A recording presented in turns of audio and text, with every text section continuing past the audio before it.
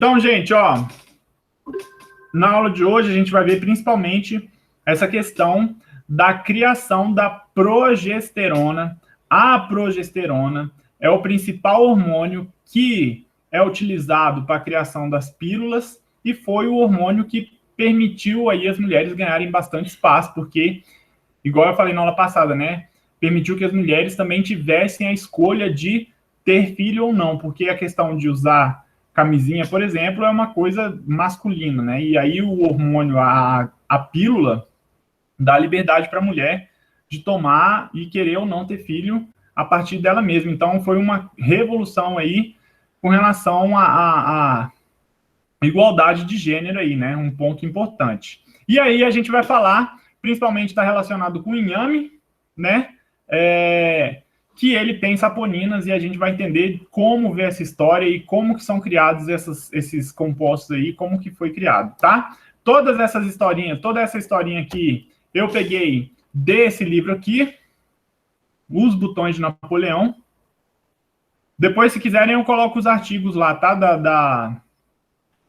Da formação plaquetária. E esse livro aqui é muito legal. Depois, se vocês quiserem procurar na internet, vocês encontram ele de graça. Se quiser comprar, eu tenho, porque eu gosto mesmo. E ele fala sobre várias moléculas que mudaram a história. E aí ele mostra, né, essa história do anticoncepcional, que foi uma molécula que mudou a história, igual a gente falou, né? Mudou a questão aí, melhorou a igualdade de sexo. Até hoje a gente não tem essa igualdade conquistada aí. As mulheres buscam isso. Mas é difícil no mundo de hoje, né? Tem muito preconceito aí que tem que se vencer. Olha aí, vamos dar uma lida. Eu vou dando uma lida, se tiver chato, qualquer coisa vocês falam. Se quiser que eu pare, se quiser que eu repita. Mas vai ser contar a história mesmo, tá? Então, olha aí, quando estava se buscando anticoncepcional, ó, os métodos que as pessoas tinham antes de se criar a pílula eram métodos que tentavam, tinham esperança de evitar a concepção, mas eram métodos que eram bem rudimentares aí, né? E nenhuma delas, igual tá falando aí, ó, realizava esse objetivo, exceto quando deixava a mulher tão doente que a mulher não conseguia ter filho. Então, não era um anticoncepcional normal. Tipo assim, a mulher ficava tão doente que aí não conseguia ter filho. Outros remédios eram bastante simples aí. Tem uns aqui que vai ser bem a cara do Maurício. Ó, esse daqui, por exemplo, deixa eu colocar no grifa-texto aqui. Infusão de folhas de salsa e menta ou folha ou casca de piuriteiro, era, salgueira, goivo, muro, chopo. Então, essas plantas aqui, as pessoas tomavam chá disso. Mistura contendo ovo de aranha ou de cobra. Aí já começa as bruxarias, hein? Também era aconselhado, então, imagina você, mulher, lá, antes do desenvolvimento da pílula, aí, em 1900, isso não é antigo, hein? Em 1900 a pílula foi descoberta, aí, a progesterona, a síntese foi descoberta em 1940 e poucos. Então, imagina, na época da sua avó, às vezes ela pode ter tomado aí um chá, comido, sei lá, ovo de cobra, ovo de aranha, né? Aí aqui, ó, frutas, flores, feijão e caroço de abricó e poções mistas de erva faziam parte de outras recomendações. E em certa época aí, Maurício, esse daqui tu deve conhecer, ó. O mulo teve um papel destacado na contracepção justamente por ser o produto estéreo, quer dizer, do cruzamento de uma égua com jumento. Então, quando a gente cruza uma égua com jumento, nasce a mulinha lá e a mula, ela é estéreo, né? Não sei se vocês sabiam disso. Jumento e mula não é a mesma coisa. E aí, olha aí, ó, dizia-se que a mulher se tornaria estéril se comesse o rim ou o útero de uma mula. Isso daqui eu tive um aluno que eu contei essa história na aula, eu conto essa história até na aula normal mesmo, presencial. E ele falou que é verdade, que lá na cidade que ele nasceu lá, era no interior do Goiás aqui, o povo tinha mania mesmo de comer o útero de mula para tentar não ter filho. Você vê que viagem, né? Para a esterilidade masculina, a contribuição do animal não era menos saborosa, o homem devia comer os testículos queimados de um mulo castrado. Então imagina aí, que beleza, né? Você tem que comer o testículo do mulo. O envenenamento com mercúrio também pode ter sido meio eficaz para a mulher de assegurar a esterilidade, caso ela ingerisse remédio chinês à base de azulgue, que é um nome antigo do mercúrio, frito em óleo. Olha que viagem, gente. Olha o que os caras faziam. Eles fritavam mercúrio. Sabe mercúrio que usa em termômetro? Filtrava mercúrio e, e dava para a mulher comer mesmo. Ou seja, a mulher não ia ficar sem ter filho, ela ia ficar, perder o cabelo, perder tudo, né? Se o remédio não matasse primeiro, igual falou aqui, soluções diferentes, sais de cobre era ingerida como anticoncepcionais na Grécia Antiga. Um estranho método medieval recomendava que a mulher cuspisse 3 vezes na boca da rã, a mulher ficaria estéril, não a rã. Então aí, ó, cuspir 3 vezes na boca da rã, parece bem coisa de vó mesmo, né? Cuspir 3 vezes na boca da rã, comer bola de mula, comer o útero da mula, para ver se funcionava lá, né? E aí, o que acontece? O que as pessoas buscam, quando a gente fala de esteroides aí, ó, nós estamos falando deste composto aqui, ó, essas moléculas que têm essa formação, contendo esses 2 aqui, ó, A, B, C, 4 e 5 anéisinhos, todos eles fundidos, então, né? Essas alterações dessa estrutura aí pode colocar muitas mudanças, tá? Principalmente hormônios masculinos, são chamados aí androgênios, e os hormônios femininos, que são os estrogênios, e os hormônios da gravidez, que são as progesteronas, tá? Todos os compostos classificados como esteroides têm o mesmo padrão básico, ó, 4 anéis amalgamados, ou seja, juntos, 3 deles com 6 carbonos, que é o anel A, o anel B e o anel C, o anel C, e o quinto anel aí, chamado de anel D, tá? Sempre possui 5. Então, essa estrutura aqui é a formação básica dos esteroides, e é em cima desses anéis aqui que tem as mudanças que vai fazer com que tenha um hormônio masculino, um hormônio feminino, ou os hormônios relacionados à gravidez aí, como a progesterona, tá? Tentativas de isolar, então, a testosterona, ó. A testosterona, que é o principal hormônio masculino aí, foi isolado pela primeira vez de testículo de touro adulto em 1935. O primeiro hormônio sexual masculino a ser isolado, porém, foi a androsterona, uma variação metabolizada e menos potente da testosterona, que é excretada na urina. Então, a testosterona é esse carinha aqui. A gente vê o anelzinho aí, ó, os anéis esteroidais A, B, C e D. Deixa eu dar um zoom aqui. E a diferença principal é que essa hidroxila aqui, ela é oxidada, né, se tornando uma carbonila aí. E aí você passa de testosterona, você passa a ter a androsterona, tá? Mas, primeiramente, conseguiram isolar aí a testosterona dos testículos de touro, né? Mas o primeiro hormônio mesmo que conseguiram dos homens foi a androsterona, que foi através da urina aí. Se a gente comparar, igual eu estava falando, há pouca diferença, sendo a androsterona versão oxidada. Então, aqui, ó, é oxidada. Como que vocês podem pensar aqui, ó, oxidada? Por que ela é oxidada? Porque aqui ela tem, esse carbono tem duas ligações com quem? Com o oxigênio. E este carbono aqui tem o quê? Uma ligação com o oxigênio. Quem é mais oxidado? Quem tem mais ligação com oxigênio. Se ele tem mais ligação com oxigênio, ele é mais oxidado. Então, essa daqui é a versão mais oxidada ali, tá? Olha aí, como é que os caras conseguiram isolar a androsterona aí, ó. Em 1931, o hormônio masculino foi isolado pela primeira vez, 15 miligramas, olha o serviço do cara. 15 miligramas de androsterona foram obtidos de 15 mil litros de urina coletados de policiais belgas. Em tese, um grupo exclusivamente masculino na época. Então, os caras recolheram 15 mil litros de xixi. Eu não sei quem foi o pesquisador que fez isso. Deve ter colocado o estagiário, deve ter colocado os parentes, tudo para fazer isolar esse composto aí.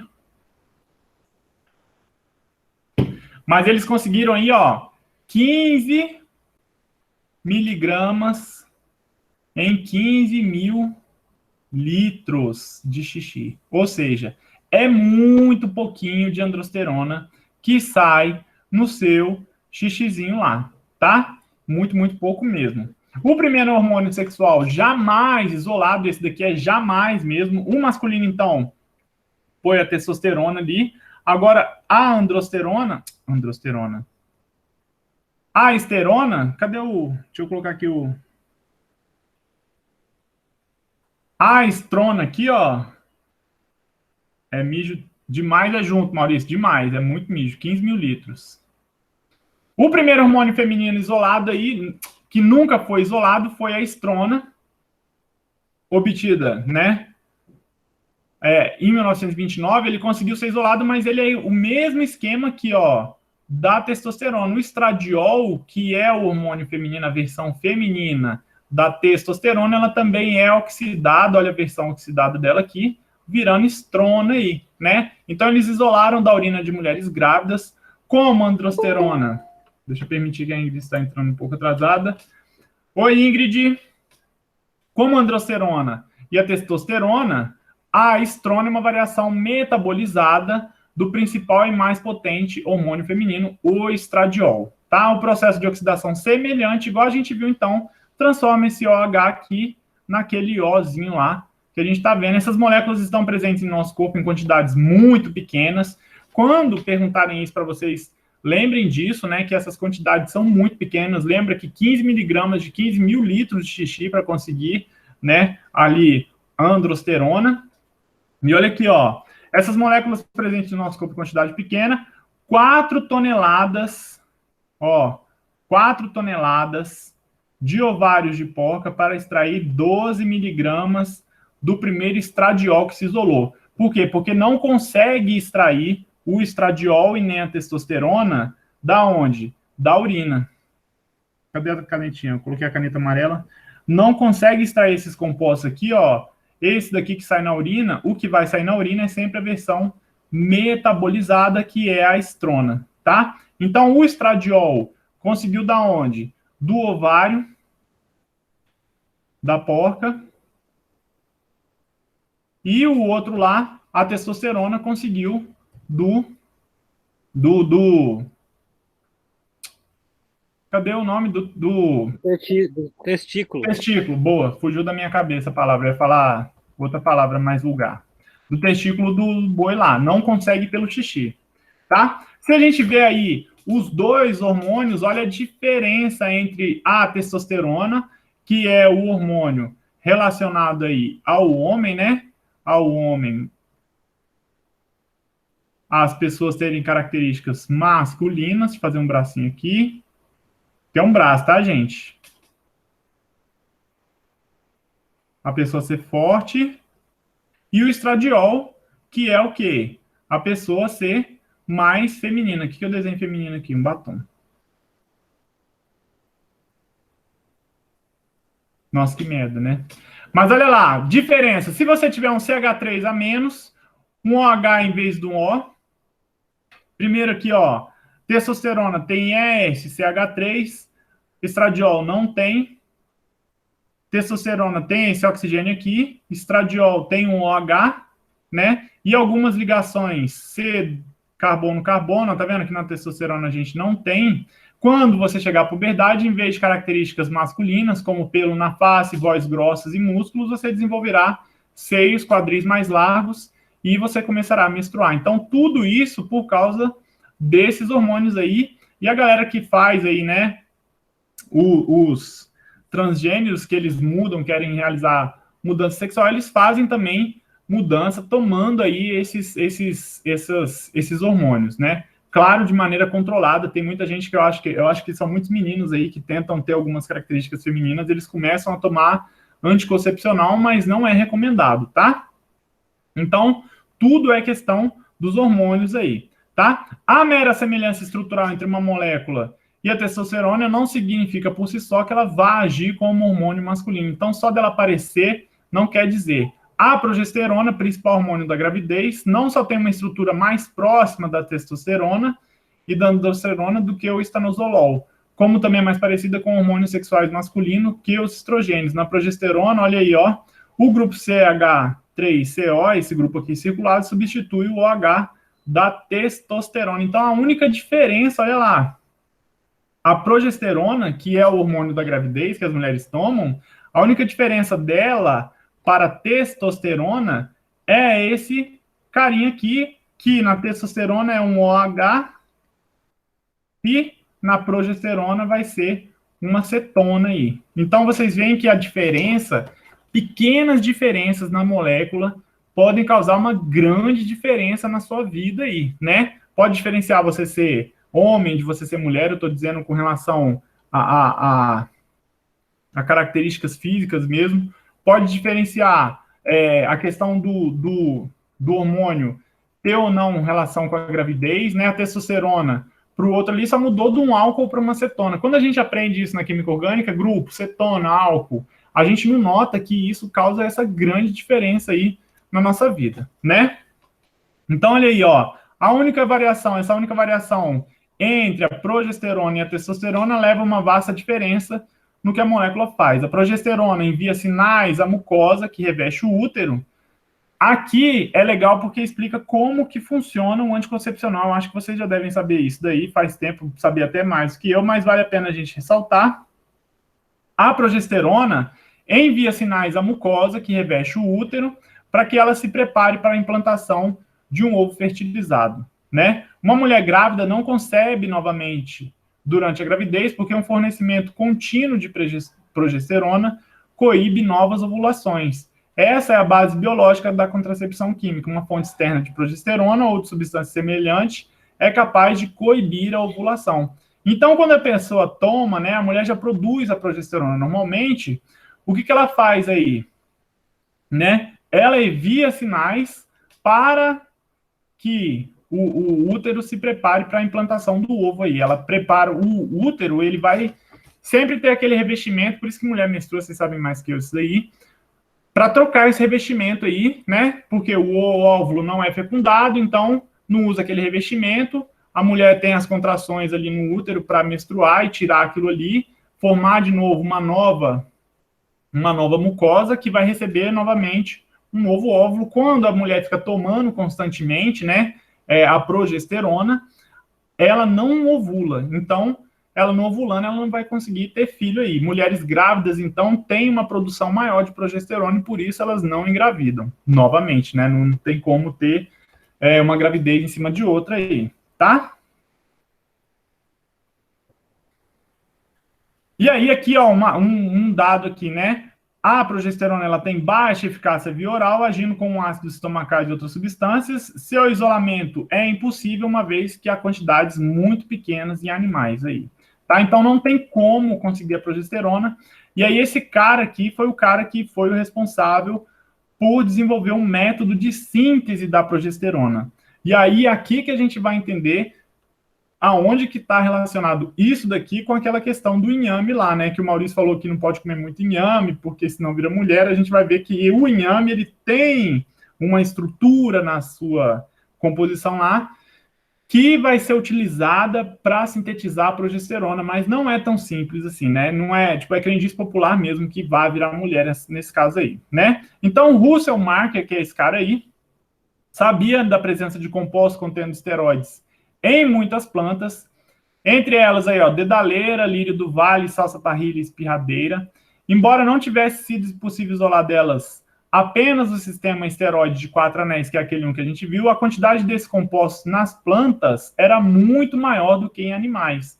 Então ele viu, primeira sacada do cara aí, é legal a história dele também, que ele insiste muito no que ele quer descobrir, assim, né? Muitas vezes a gente encontra barreira, pessoas que estão falando que você não vai conseguir tudo mais, e se você tiver convicção daquilo ali, que você quer aquilo ali e for em frente, muitas vezes você vence aí essas pessoas falando isso mais, falando que não vai conseguir e tudo mais.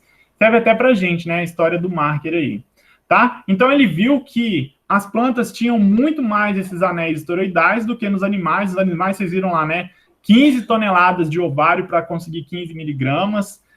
Teve que tirar do testículo de boi também, deve ter sido uma pancada de testículo de boi para conseguir algumas miligramas, então não era viável conseguir essa extração aí, né? E aí o Marker, ele sacou que era o caminho óbvio a seguir, né? Isolar esses compostos da onde? Das plantas. Mais uma vez, ele se confrontou com a tradição e a autoridade. Aí o lugar que ele trabalhava aí, ó, Rockefeller Institute, prescrevia que a química vegetal era seara do departamento de farmacologia e não do de Marker. É como se ele fosse assim, você quer mexer com planta, mas você não pode, porque o seu departamento não mexe com planta. Quem mexe com planta vai ser a química vegetal, você não vai poder fazer isso, né? A autoridade, na pessoa do presidente, proibiu o cara de trabalhar com esteroides vegetais. Imagina que ignorância. Hoje em dia eu acho que não tem mais isso, tá? Eu acho, não sei. Tipo assim, se você chegar numa faculdade, numa universidade, quiser fazer um projeto com uma planta, que você vai ser barrado de usar aquilo ali, né? Então, olha o que ele fez. Ele foi embora do instituto. Normalmente, às vezes, a pessoa faz o quê? A pessoa abaixa a cabeça e vai embora. Ele deixou o instituto, foi embora, foi procurar outro lugar.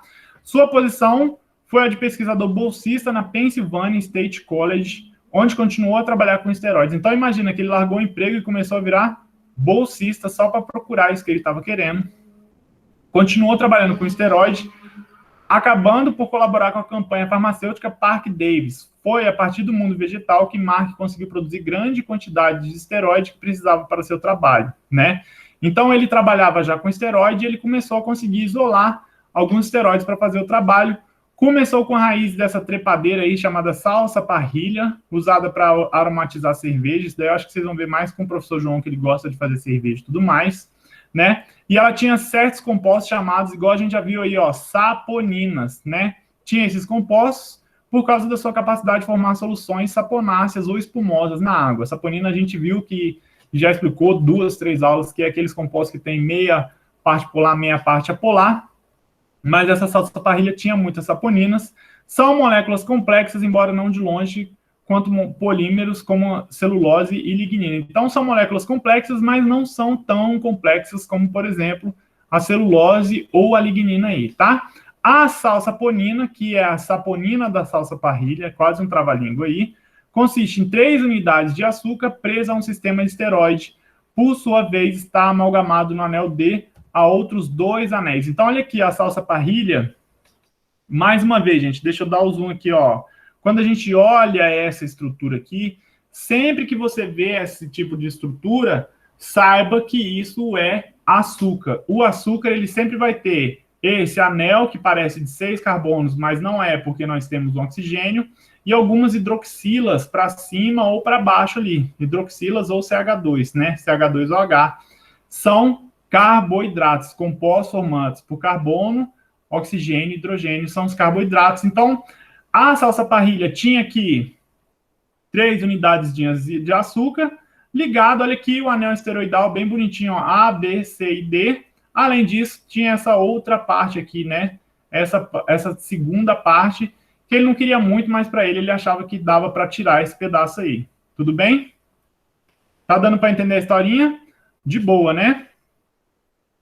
Então aí, ó, falou que o anel D, que é aquele anelzinho aqui, ó, esse anel D aqui, estava amalgamado a outros 2 anéis. Quais são esses 2 anéis? São esses anéis aqui, né? Esse daqui e esse daqui. Se a gente olhar aqui, então, A, B, C e D, o anel 1 e o anel 2 que ele queria arrancar fora para ficar com os anéis comuns lá, né? Sabia-se que remover esses 3 açúcares, né? São 2 unidades de glicose e uma chamada raminose, que são os 3 açúcares aqui.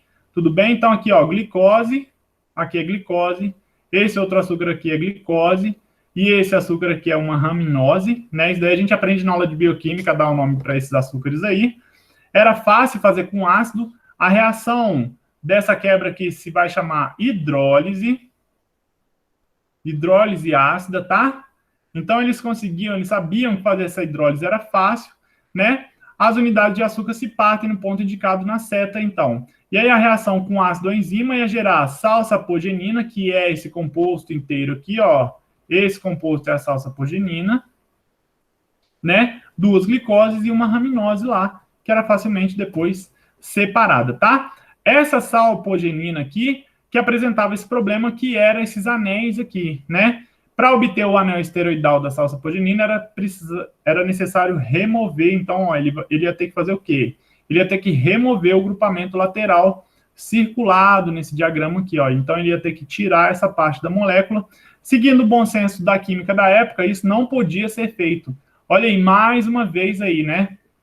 Então, os químicos olharam para o cara e falaram, Mark, você não vai conseguir tirar esse anel aí sem destruir outras partes do esteroide, mas ele estava com isso na cabeça. Então, primeiro, o cara proibiu ele de fazer onde ele trabalhava, ele saiu, foi embora trabalhar em outro lugar. Segundo, conseguiu isolar mas tinha essa parte para quebrar aí. Segundo o bom senso, assim, a noção, as pessoas falavam, ó, isso daí não dá quimicamente para ser feito. Ele conseguiu fazer, né? Ele tinha certeza que isso era possível e conseguiu fazer. O processo que ele desenvolveu, produziu o sistema esteroídico básico de 4 anéis, que a gente falou aí, né? A, B, C e D, com apenas alguns passos a mais, resultou na pura progesterona sintética, quimicamente idêntica à produzida no corpo da mulher.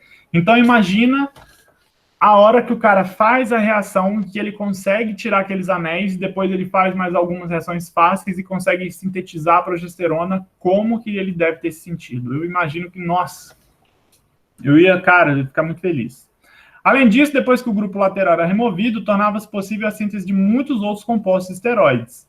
O processo de remoção do grupamento lateral da sapogenina, né, que é aquela partezinha ali, continua sendo usado hoje em dia na indústria multibilionária dos hormônios sintéticos e é conhecido como degradação de Markern. Então, até hoje, esse processo de tirar essa parte da molécula aqui, tirar essa partezinha da molécula aqui, ó, ainda é conhecido como degradação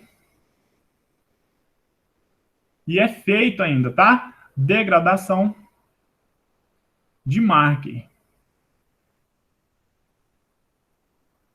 Então, o cara, ele teve a manha, conseguiu fazer isso daí. E aí, agora, o próximo desafio dele, né? O próximo desafio dele, aqui que a gente começa a chegar no inhame, foi o quê? Encontrar uma planta que tivesse aí, ó, né? Mais daquela matéria-prima que é a salsa parrilha. Porque até então ele estava extraindo isso daí daquele composto que a gente falou que usa na cerveja, que é a salsa parrilha.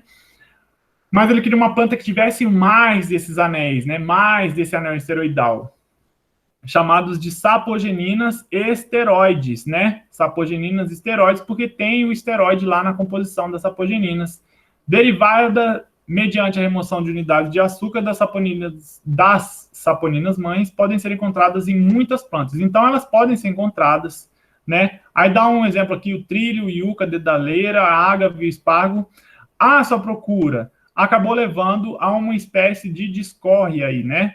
A discórdia, na verdade, esse EA não pronuncia, né? Vocês fizeram já aula de botânica, a Catarina fala, né? Ela não sei se é discorre ou discorra. Eu sei que é uma coisa só. Não se pronuncia esse EA do finalzinho. Eu acho que é discorre. Discorre. Um inhame silvestre. Enfim, depois vocês me avisam aí. Tá? Então, ele conseguiu descobrir que esse inhame silvestre tinha uma grande quantidade aí, né? E ele crescia onde? No México. No ano de 1942, os Estados Unidos estavam envolvidos na Segunda Guerra Mundial, né? Os anos de 1939, 1940 e até o final dos anos 40 teve a Guerra Mundial. As autoridades mexicanas não emitiam autorizações para a coleta de planta e Mark foi aconselhado a não aventurar na área para coletar inhame. Vocês acham que ele foi ou ele não foi, né? Então falaram assim, gente, Mark, é o seguinte, ó, a gente está em guerra, o México não deixa você entrar lá e coletar planta, cara, não tem como você fazer isso. Mas o que ele fez? Ó, conselhos desse tipo não haviam detido e ele não deixou. Viajou de ônibus a locais, de ônibus locais, e chegou numa área onde haviam dito que a planta crescia, colheu 2 sacos das raízes de 30 centímetros, chamado aí cabeça de negro, como os inhames eram chamados no lugar. Então, ele foi lá, coletou os inhames, de busão mesmo, na tora, mesmo ninguém deixando, ele foi e pegou os inhames. Ou seja, o cara, ele tinha na cabeça dele que ele queria fazer. De volta a Pensilvânia, que era onde ele estava trabalhando, extraiu essa sapogenina muito parecida com a da salsa parrilha, né? A única diferença era uma ligação dupla indicada pela seta aí presente na diosgenina. Oi, amiga. Tá bom, Natil. Ó, essa daqui é a do inhame e essa molécula aqui era da salsa parrilha. Muito, muito, muito idênticas. A diferençazinha, igual a seta está indicando, é só nessa dupla ligação aqui. Então, ele viu que era bem semelhantes, né? E ficou feliz. Incapaz de conseguir apoio financeiro das companhias estabelecidas, Mark decidiu ingressar ele mesmo no ramo na produção de hormônio. Então, aí ó, ele começou a descobrir que dava para fazer bastante, só que ele não conseguiu apoio financeiro e ele fez o quê? Foi sozinho. Gente, o cara é um guerreiro mesmo, tá? Ele mesmo no ramo da... Ele demitiu-se da Pennsylvania State, demitiu de novo, foi embora de novo, e se mudou para onde? Para o México, onde, em 1944, fundou uma sociedade com outros pesquisadores, a Syntex, né? De síntese e México, Syntex, a companhia farmacêutica que torna líder mundial em produtos esteroides. Então, ele criou uma companhia que se tornou líder em produtos esteroides. Ele, quando não conseguiu apoio financeiro, ele foi lá e financiou ele mesmo, de tanto que ele acreditava na ideia dele. Então, às vezes, tem pessoas que elas são iluminadas e elas já têm alguma coisa na cabeça, que elas seguem aquilo ali. Eu não sei se vocês conhecem ou sabem a história de pessoas assim, mas direto a gente vê, né? Pessoa que parece que desde que nasceu ou desde que começa uma missão ali, ela já tem essa missão e nada impede o cara de fazer isso. Então, ele foi morar no México, onde era mais fácil, claro, cultivar esses inhames aí, produziu aí, né, criou essa Syntex, que eu não sei se existe até hoje, né, e olha aí que legal, ó, ele se mostrara relutante em patentear os seus procedimentos. Patentear, vocês sabem o que é, né, gente? Vocês sabem o que é patentear? Boa, patentear, o cara vai patentear, se alguém for fazer essa reação, tem que pagar créditos para ele, né? O cara, por exemplo, que inventou aquele medicamento lá, o Viagra, isso, o cara que inventou o Viagra ficou milionário, super rico, e olha aí o Mark, ele não queria patentear, né? Pensando que sua descoberta devia estar ao alcance de todos. Esse cara é tipo, sei lá o que ele é, meu, é tipo sei lá, um Buda, sei lá. Em 1949, se sentia tão desgostoso e decepcionado com seus colegas e com a motivação do lucro que agora lhe parecia impulsionar toda a pesquisa química. Então ele estava desgostoso porque as pessoas estavam procurando só dinheiro. Olha o que ele fez: destruiu todas as suas anotações de trabalho e registro de experimento, numa tentativa de afastar por completo do campo da química. Apesar dos esforços, as reações químicas em que foi pioneiro são hoje reconhecidas como o trabalho que tornou possível a pílula do controle de qualidade. Então você vê, o cara, ele criou uma coisa multimilionária. As empresas hoje em dia, igual falou aqui, né, são bilionárias, né? São empresas que são bilionárias, que envolvem esteroides aí, as indústrias que trabalham com esteroides. E quando ele começou a ver que a galera estava se movendo muito na questão financeira, querendo muito dinheiro ali, ele começou a ficar chateado, tocou fogo em tudo e quis abandonar a química, porque a ideia que ele tinha era de criar esse composto, criar esse anticoncepcional para conseguir deixar todo mundo conseguir fazer a síntese, todo mundo espalhar isso pelo mundo. E aí você vê que tem essas pessoas que são iluminadas aí, né? Pessoas que são assim, sei lá, meu, de outro planeta, né? Então, basicamente, isso mostra a história de uma pessoa que acredita num propósito, que tem um propósito. Nem sempre a gente tem que procurar, né, o caminho de ganhar dinheiro. Claro, tem aquela história, dinheiro não traz felicidade, pode ser que não traga, mas a falta de dinheiro, como a gente sabe, é uma bela porcaria. Pode não trazer felicidade, mas a falta dele traz tristeza demais, que é muito chato ficar passando perrengue de dinheiro aí, né? E ele queria só esse bem-estar aí, ele não queria ficar rico, ele só queria, claro, ele não queria também ser pobre, mas ele queria ter o suficiente para viver e espalhar aí o conhecimento que ele tinha produzido pelas pessoas, né? Se todo mundo pensasse assim, às vezes o mundo ia ser melhor, mas ninguém pensa assim, e a gente vive aí nessa loucura de hoje em dia. Eu estava até lendo uma coisa aí, só dando um parênteses aqui, que hoje eu estava escrevendo um negócio. Olha que fato curioso, no Brasil, hoje em dia, as 5 pessoas mais ricas do Brasil, elas têm a mesma grana que toda a população mais pobre. Deixa eu até abrir aqui para ver. Cara, eu li, eu fiquei impressionado. Eu falei, caraca, como assim, mano? Ai, abri o botão errado. Deixa eu fechar, deixa eu ver. Porque eu escrevi, eu fiquei tão impressionado que eu vou comentar com o povo.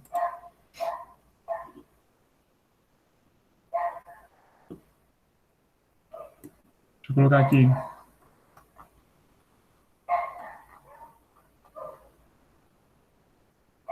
Olha aqui, ó. As 5 pessoas mais ricas do Brasil, ó, elas têm riqueza igual a metade da população mais pobre. Metade da população mais pobre.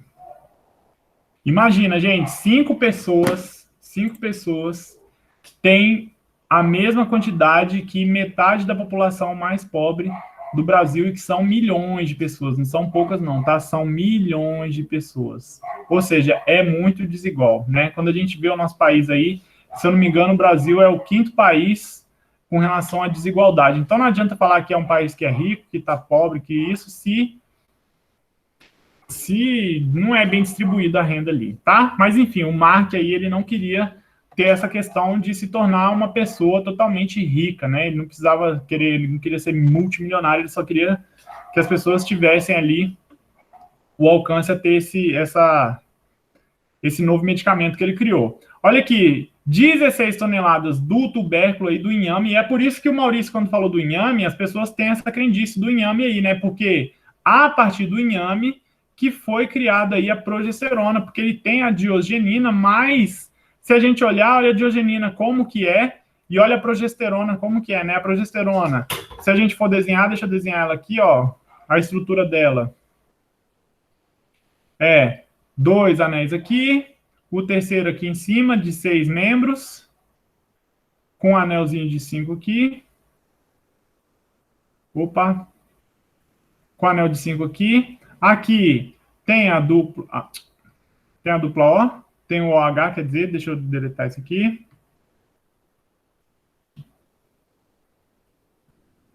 Tem o OH aqui. Tem uma dupla ligação aqui. Aí aqui vai ter o CH3 também. Aqui também vai ter um CH3. E aí na progesterona tem que colar. A parte aqui é um C dupla O. Isso.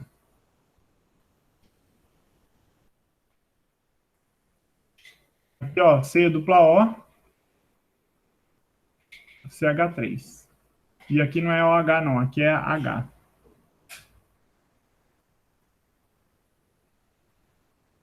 Então, ó, quando a gente pega aqui a progesterona, essa daqui é a progesterona, a gente vê que a progesterona, quando comparada aqui com a diosgenina, que está presente no inhame, é bem diferente, tem que fazer a degradação de Mark, né? Além disso, ainda tem depois que tratar essa dupla ligação, transformar isso daqui numa carbonila, né? Mas, pela crendice popular, eu acredito, as pessoas começam a falar aí, né, que tem a ver, querendo ou não, com...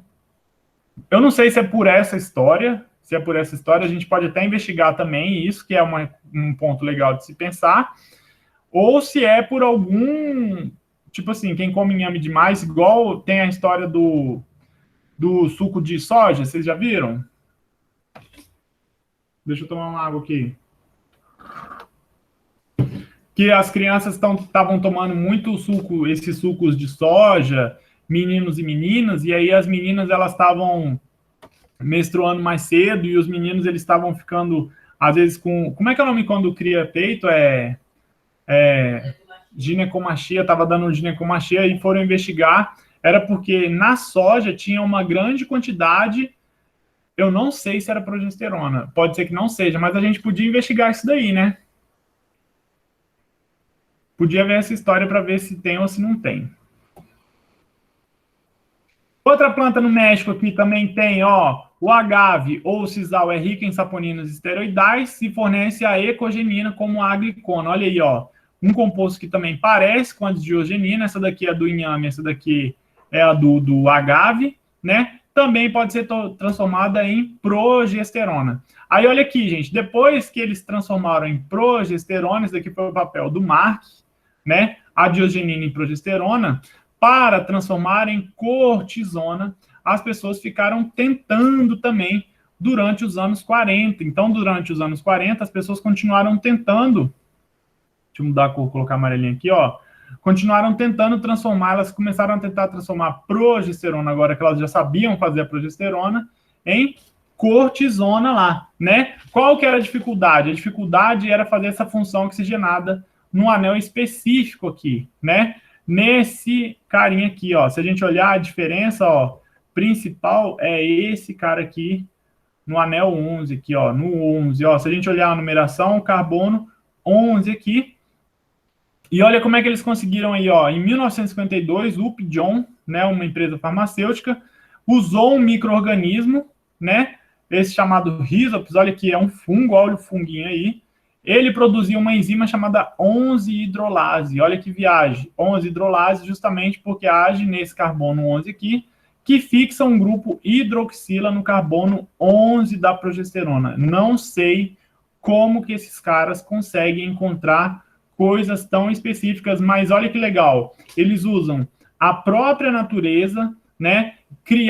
Pegam um produto natural, que é a diogenina, fazem alguma síntese, transformam, então, ele é derivado, a progesterona é derivado de um produto natural. Daqui, eles usam de novo um fungo que produz uma enzima para colocar uma carbonila aqui nessa posição que ninguém conseguia. Então, a gente vê a complexidade de criar novas drogas, novos medicamentos aí, tá? E aí cria-se a cortisona. A cortisona, querendo ou não, está relacionada aos corticoides aí. A gente sabe que os corticoides, eles têm muita importância, né? Se a gente for falar aqui, ó, da progesterona, a progesterona está aqui em cima, então já é uma grande descoberta. Permite, ó, testosterona e estradiol, e também permite aqui a formação dos cortisol. O cortisol ó, afeta o metabolismo de proteínas e carboidratos e suprime respostas imunológicas, inflamatórias e alérgicas, né? Normalmente, antialérgicos, querendo ou não, são alguns tipos de corticoides, não são? Vocês que são farmacêuticos aí?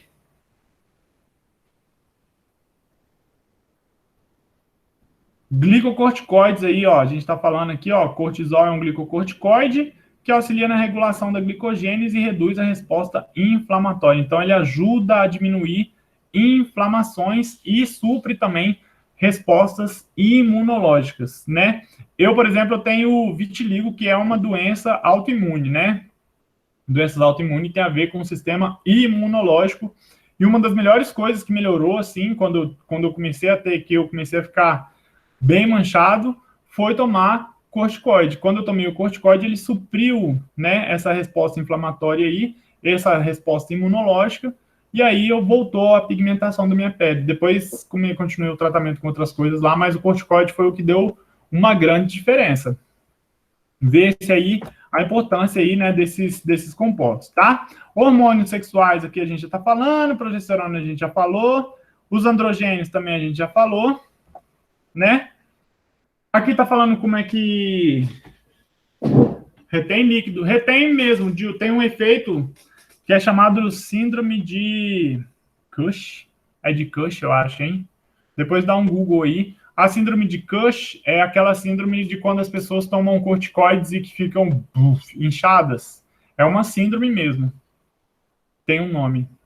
Não sei porquê. Qualquer coisa dá para pesquisar. Tem tanta coisa que dá para pesquisar, né? Dá para pesquisar, igual a gente falou ali da vez passada, eu nem lembro agora o que a gente falou. Pô, mas dá para pesquisar sobre essa síndrome de Cush também, né? Olha aí, a síntese de hormônios aqui é pelo nosso corpo, né? O nosso corpo, ele consegue sintetizar hormônios a partir do colesterol. Olha que viagem. A gente às vezes acha que ter colesterol alto é ruim e tudo mais, mas a gente tem que ver aquela questão do HDL e do LDL muito bem, né? Que todo mundo já sabe, né? A síntese de hormônios esteroides requer a remoção de alguns ou de todos os carbonos da cadeia lateral, do C17 do anel D do colesterol. Então, ó, se a gente pegar do colesterol e tirar essa parte aqui, ó, isso aqui é do nosso organismo já, tá? A gente não está falando mais de produtos naturais, estamos só colocando aí a questão de como o nosso organismo cria os compostos hormônios aí. O colesterol, se tirar essa parte, a gente já reconhece os anéis esteroidais aqui, bem bonitinhos, ó, A, B, C e D, com 5 membros aqui. Ele faz isso normalmente com enzimas, o nosso corpo faz isso com enzimas. Primeira coisa, então, que ele faz, ele dá uma hidroxilada aqui, ó, ele coloca 2 hidroxilas aqui no carbono 20 e no carbono 22. Depois que ele faz isso daí, ele consegue quebrar, olha lá que legal, ele quebra aqui, ó, quando ele quebra aqui, forma basicamente quase já a progesterona, que tem esse C dupla O CH3 que a gente viu ali, né? Então, o nosso corpo ele é muito inteligente fazendo essas reações, né? Então, ó, segue a clivagem, quando cliva já forma quase a progesterona que a gente está vendo ali, bem semelhante à que a gente deseja aqui, né? A grande maioria dos esteroides é originário de plantas esteroidais, então atualmente as grandes maioria das plantas, o povo retira das plantas mesmo. Lembra sempre desse exemplo aí do xixi de 15 miligramas, de 15 mil litros, né, do ovário da porca lá, 15 toneladas para conseguir também 15 miligramas. E a química dos hormônios culminou nos anos 60 com a comercialização do primeiro anticoncepcional oral feminino. É muito legal essa história aí. Se eu não me engano, tem alguns livros, coisas feministas, que colocam o ponto da pílula ser um ponto importante aí na guerra do feminismo, com a igualdade com os homens aí. Tudo bem? Deu para entender a história de como e por que surgiu aí a testosterona, como que foi criado, então, esses hormônios, da onde vêm os hormônios, que a gente toma hormônios sintéticos, eles vêm, então, dos produtos naturais, das plantas, que vão possuir saponinas esteroidais, e as plantas possuem muito mais quantidade dessas substâncias do que nós, então a extração é feita pelas plantas mesmo, e isso mostra, de novo, a importância dos produtos naturais. Fechou? Show. Deixa eu parar de gravar aqui.